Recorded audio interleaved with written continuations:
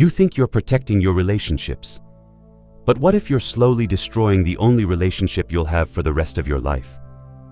The one with yourself? The frightening part isn't that someone forced you to disappear. It's that you became so good at disappearing. You stopped noticing you were doing it. It doesn't happen all at once.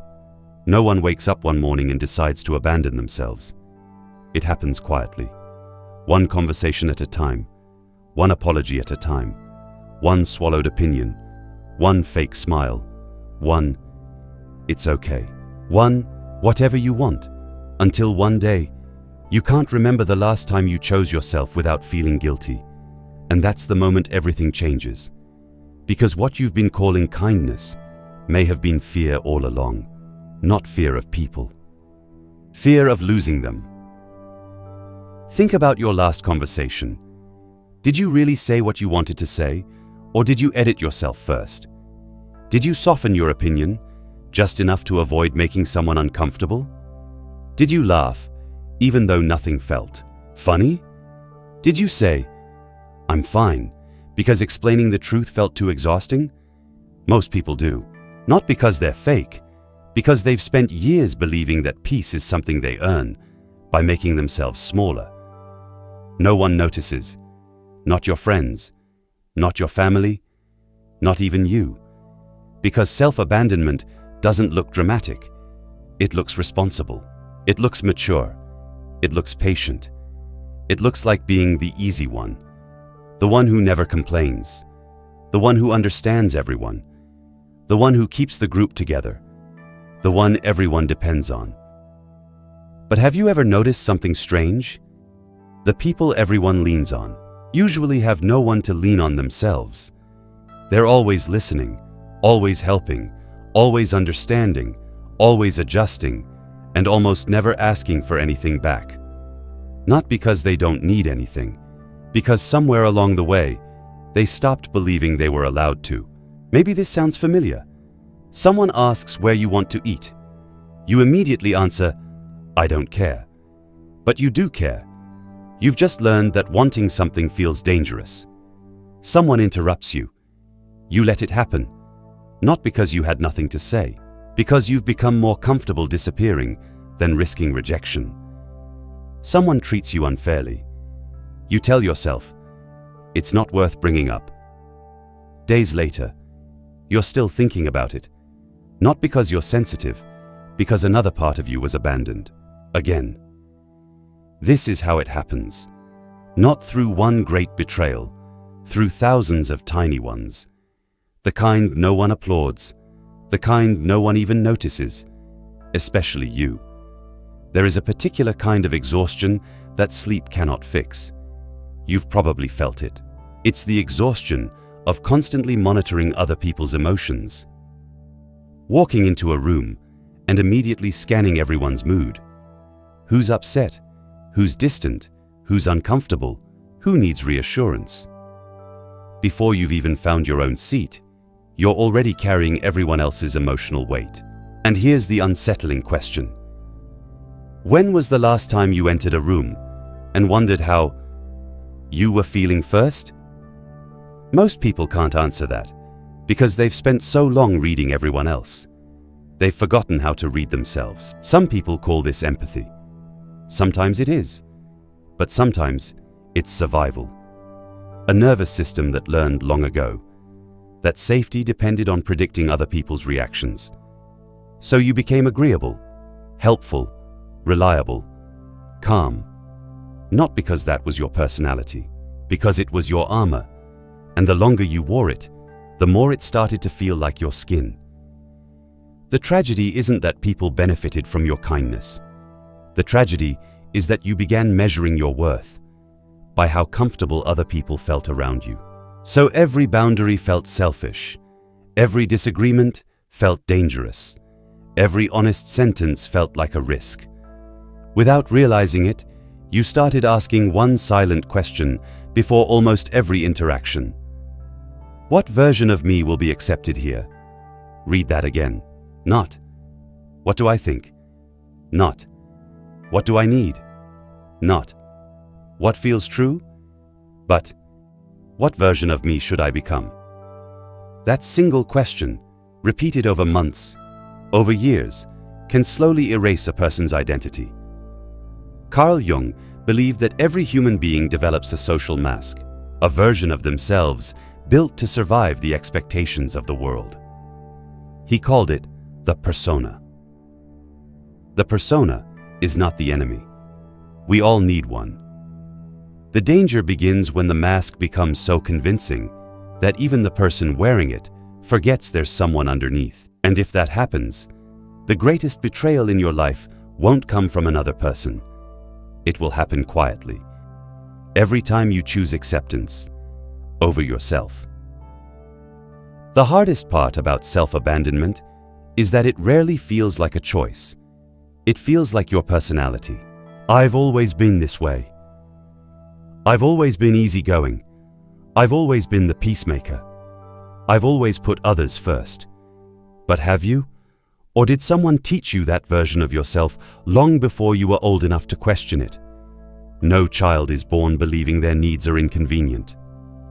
A child learns that, sometimes without a single word being spoken. Maybe love became warmer when you behaved. Maybe silence filled the house after disagreement. Maybe expressing anger made someone withdraw. Maybe asking for too much made you feel guilty. So your mind did something extraordinary. It adapted. Not because you were weak, because you were intelligent. Children will sacrifice authenticity long before they risk losing connection. To a child, belonging feels like survival. So the nervous system makes a silent promise. If becoming smaller keeps me loved, then becoming smaller is who I'll be. The tragedy is that the promise survives, long after the danger is gone. Imagine carrying a heavy backpack every single day. At first, you notice the weight. After a while, your body adjusts. Months later, you barely feel it anymore.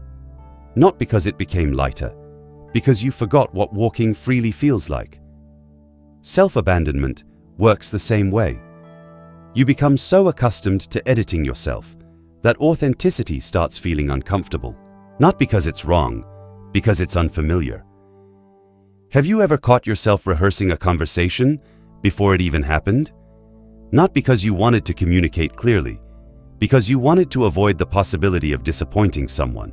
Or maybe someone sends you a message that simply says, "We need to talk." Your heart races.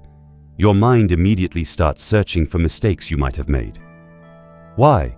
Because somewhere inside you, conflict still feels like danger, even when nothing has happened. This is why people-pleasing is so misunderstood. People think it's about being nice. It isn't. It's about trying to control pain.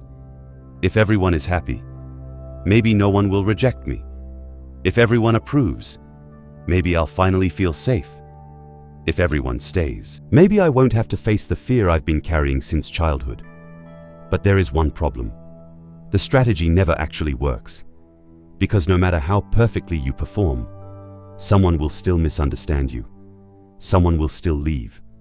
Someone will still criticize you. Someone will still decide you weren't enough. And when that happens, your entire identity begins to shake. Because it was never built on who you are. It was built on how well you could manage other people's reactions.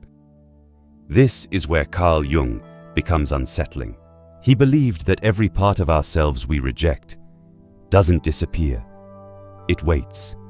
The anger you never allowed yourself to feel waits. The truth you swallowed waits. The boundaries you never set wait. The dreams you abandoned to keep everyone comfortable wait. Nothing truly disappears inside the psyche. It simply moves underground. Jung called this hidden territory the shadow. Many people think the shadow is only rage, or selfishness, or darkness. But sometimes, your shadow contains something much quieter. Your confidence, your ambition, your voice, your ability to say no. The version of yourself that stopped apologizing for existing. Think about that. The strongest part of you may not be missing. It may simply be hidden. Have you ever noticed how resentment appears without warning? You agree to help someone. Again. You answer another late-night phone call. Again. You cancel your own plans. Again. Outwardly, you smile. Inwardly, something hardens. You start feeling guilty for emotions you never wanted to have. I shouldn't feel this way. I'm a terrible person. No, you're probably exhausted.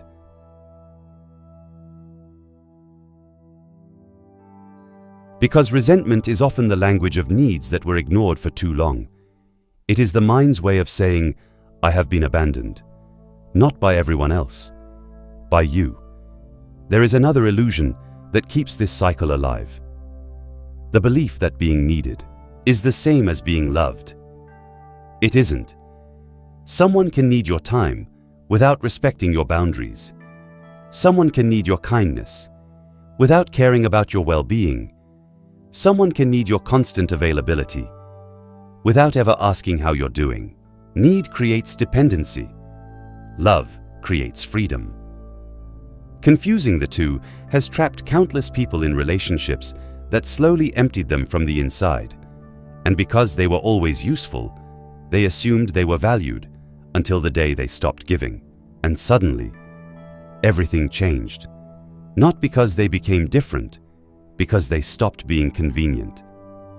There is a sentence that terrifies people when they first hear it. Some people don't miss you. They miss the version of you that never had boundaries. Read that slowly, because it explains more relationships than most psychology books ever could.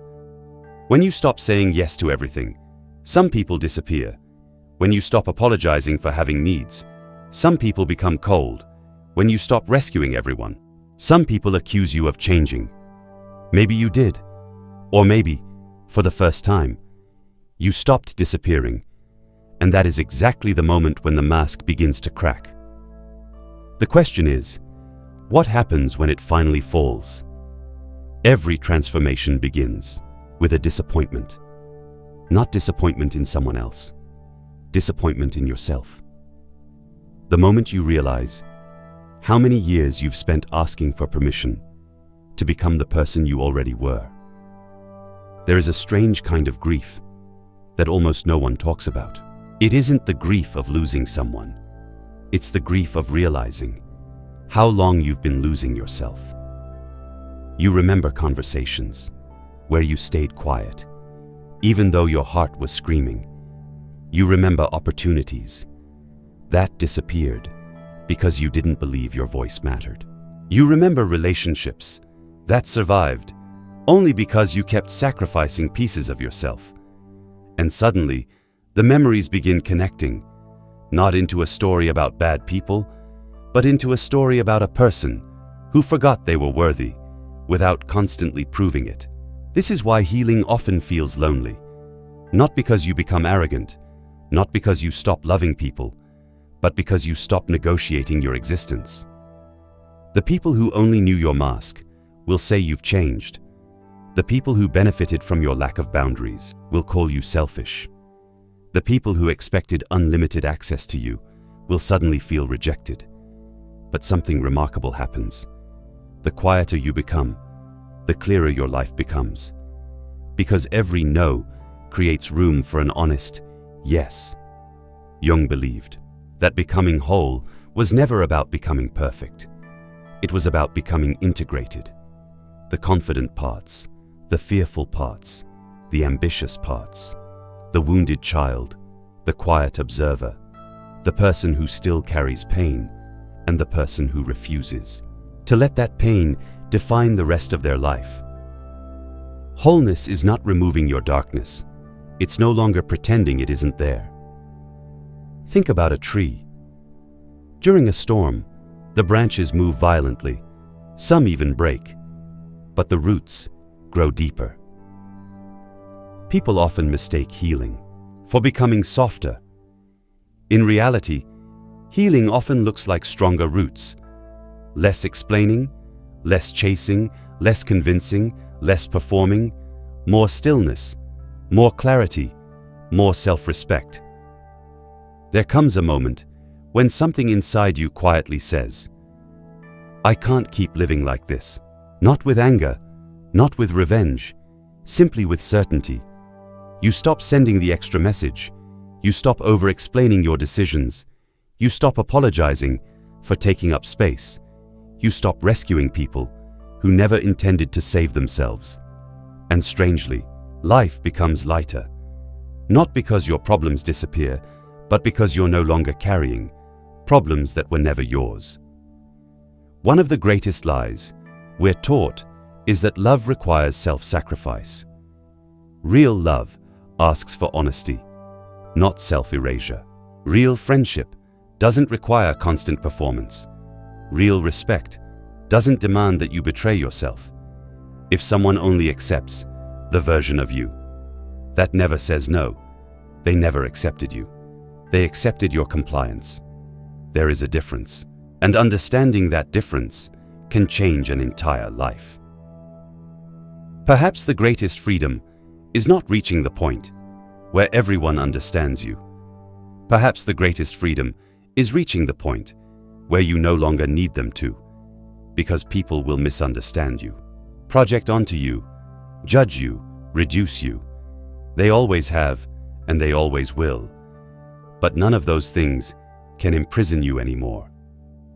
The prison was never their opinion. The prison was believing you had to earn your right to exist. Somewhere, someone is saying, "I'm okay," when they aren't. Someone is laughing while silently falling apart. Someone is carrying another person's emotional burden because guilt feels safer than disappointment. And maybe that someone is you. If today you recognized yourself in these words, don't let this become another truth. You quietly forget tomorrow because your life will never begin. The day everyone finally understands you. It begins the day you stop abandoning yourself. The day you stop shrinking. The day you stop apologizing for being human. That day will not arrive with applause. It will not change the world overnight.